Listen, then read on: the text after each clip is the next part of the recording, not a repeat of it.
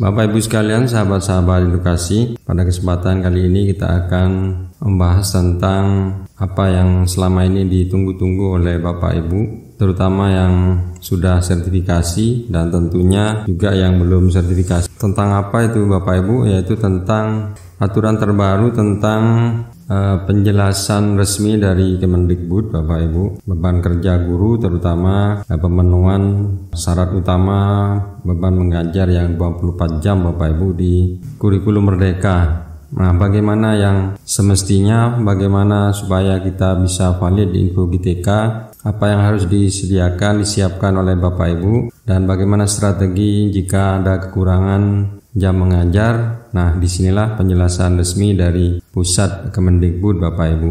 Bagaimana selengkapnya? Mari kita ikuti.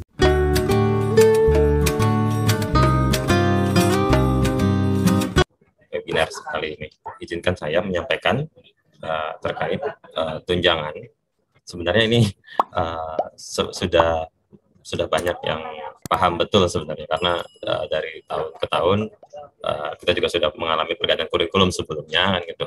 Tunjangannya juga tetap terbayarkan tanpa masalah sebenarnya.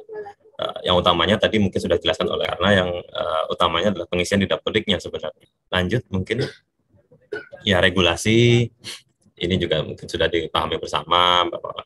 Beban kerja tadi juga disampaikan oleh Ibu Karo, Permendikbud 15/2018, beban kerja 24 jam itu kan jadi acuan. Kemudian untuk linearitas sendiri, linearitas sertifikat pendidik mana yang bisa jamnya diakui linier mengajar mapel apa gitu kan, itu diatur di Permendikbud 16/2019 yang merupakan perubahan dari Permen 46 2016 ya. Kemudian untuk 2012 sendiri sudah ada Permendikbud nomor 4 untuk Juknis, pembayaran tunjangan profesi, TPG, TKG dan Tamsil untuk ASN daerah. Sementara untuk yang di pusatnya per Sesjen, namun ya, kurang lebih sama ini. Mungkin bisa lanjut di slide berikutnya. Kita akan ya, singkat saja, juga sudah jadi paham bersama, karena tahapan-tahapan tunjangan itu yang pertama memang pendataan, yaitu yang di-input dari atau diisi baik guru maupun operator yang di sekolah kan. Intinya pengisian data Dapodik ini yang harus dipastikan pengisiannya, jenis gurunya, jenis guru BK yang atau guru mapel gitu kan, itu karena perhitungannya akan berbeda, perhitungan nanti ketika validasi tunjangan profesinya. Kemudian setelah data Dapodik terisi dan tersinkron dan dikirimkan ke pusat, kami akan melakukan validasi untuk penerbitan SKTP-nya, dan hasil validasi itu bisa dilihat di Info GTK. Nah, ini kan semua juga sudah sangat paham betul sepertinya. info.gtk.kemdikbud.go.id untuk melihat dia diakui nggak jamnya, berapa jam yang diakui, gitu kan, valid tidak gitu, terbit tidak SK-nya. Itu semua guru dapat langsung mengecek validasinya, status yang bersangkutan, atau sudah cair malah gitu kan. Itu di Info GTK. Terkadang memang di dalam prosesnya ketika sudah menginput guru gitu dan sudah ada validasi pertama, dan sudah melihat guru tersebut ternyata masih tidak valid begitu, karena masih ada kesalahan, misalnya ketika pembagian rombelnya salah, sehingga ada satu guru yang tidak kebagian rombel misalnya. Nah, itu ketika di pengisian Dapodik kemudian diperbaiki atau salah mengisi yang lain, nah nanti masih bisa dilakukan perbaikan di Dapodik, kemudian kita tarik lagi Dapodiknya, kita cek lagi, kita validasi kembali. Ketika sudah sesuai memenuhi persyaratan sesuai dengan Juknis tunjangan tadi, ya sudah, berarti yang bersangkutan akhirnya bisa juga jadi valid proses-proses yang ada di pusat. Kemudian dari validasi dari pusat pun, dari Kemdikbud, masih perlu menunggu usulan dinas gitu. Jadi di dalam aplikasi untuk memproses tunjangan ini, yaitu di Simtun, hasil data yang valid akan disampaikan kepada dinas untuk di verifikasi kembali gitu, untuk mana yang memang siap akan jadi SK gitu. Mana yang benar-benar misalnya mengajar, karena kehadiran itu kan juga yang paham di daerah gitu. Jadi nanti dinas sendiri yang akan memastikan ini guru memang kehadirannya sesuai, tidak ada izin-izin apa, maka berhak kemudian diusulkan sehingga terbit SK untuk guru tersebut.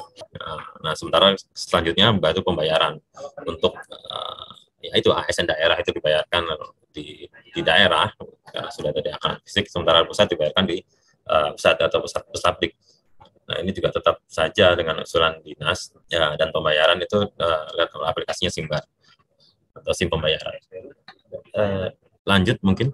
Ya, ini ilustrasi saja untuk yang dilakukan di validasi tunjangan profesi. Yang utama memang guru kan memang harus 24 jam ya beban kerjanya.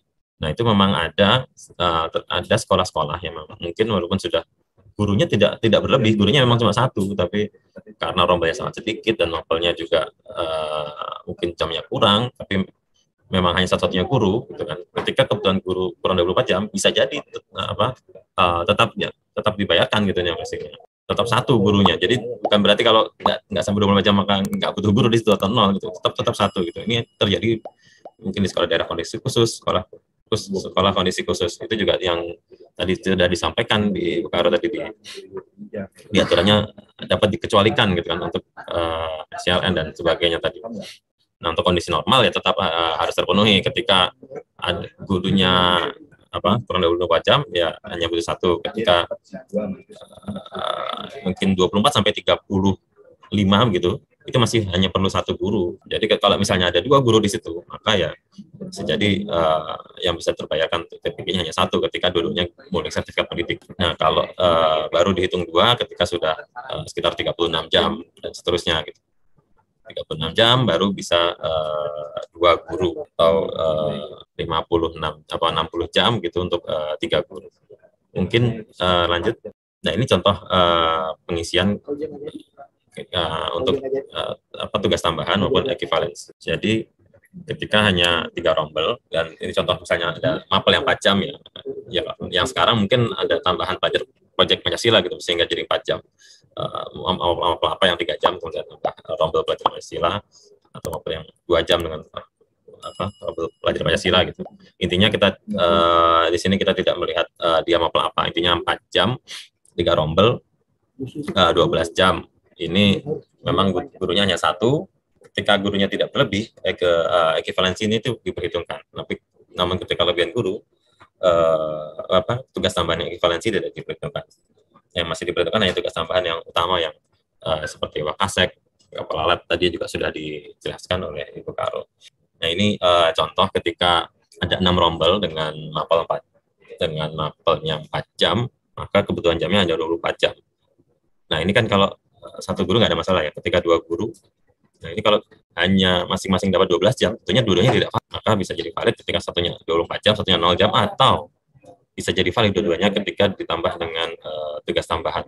Ya, jadi pada prinsipnya selama beban kerja terpenuhi, jadi kurikulum berubah pun harusnya tunjangan profesi tidak terpengaruh atau tetap bisa dibayarkan selama peraturan sesuai dengan aturan, memenuhi kriteria sesuai dengan juknis yang ada. Demikianlah Bapak Ibu penjelasan tentang aturan beban kerja guru dalam kurikulum Merdeka. Mudah-mudahan bermanfaat. Silahkan di-subscribe. Diucapkan terima kasih. Assalamualaikum warahmatullahi wabarakatuh.